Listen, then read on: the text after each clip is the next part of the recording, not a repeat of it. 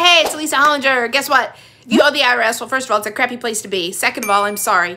But if you do owe the IRS, you need to know that the most important piece apart your whole situation is what you can afford to pay the IRS. I know. Nobody can afford to pay the IRS, right? Because that's, well, they're expensive and they charge a bunch of penalties and interest and they're big fat jerks. And anyhow, nobody likes to pay the IRS and it's expensive. But one of the things that you need to know is your collection information statement. What is that? A CIS, a 433A, a 433F. You need to know what you can afford to pay the IRS, not based on what you can do, not based on what you think you can afford to pay, but based on what the IRS thinks you can pay.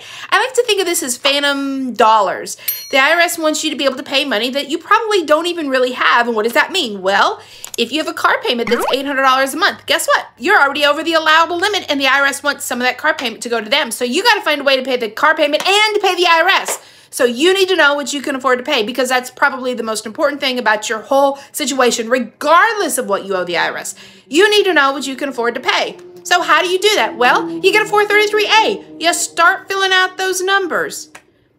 Okay, well, that doesn't seem so hard, right? Well, it's not hard, but you also then need to know the IRS side of filling out the form. And that's where a professional can be really, really handy because they can change what you can afford to pay. It's almost like magic. It's like, wow. And sometimes there are some really cool things that we can do to help you get to a place where you can actually pay them less. I know, that's like mind-blowing. In my situation, I've had taxpayers be able to go from paying $1,500 a month to paying $0 and actually putting them in a hardship situation. So that's kind of fun. I like to play with those numbers in that situation. Now, sometimes a taxpayer has to be willing to make some of those changes, and sometimes that's kind of either hard or they can't do it for credit purposes, or maybe sometimes they just feel bad. I don't understand people people feeling bad when they can't pay the IRS. Who wants to pay the IRS? When someone says, oh, I want to pay the IRS, I want to pay my tax, phooey. I say phooey on that.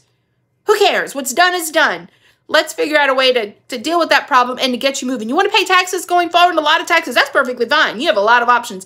But don't get hung up in being all noble and saying, I want to pay my fair share, because that's just stupid. Well, that's the rant from me. That's my personal position. Now, a lot of people probably disagree with me and think everybody needs to pay their fair share, whatever the hell that is. So anyhow, take care and bye for now.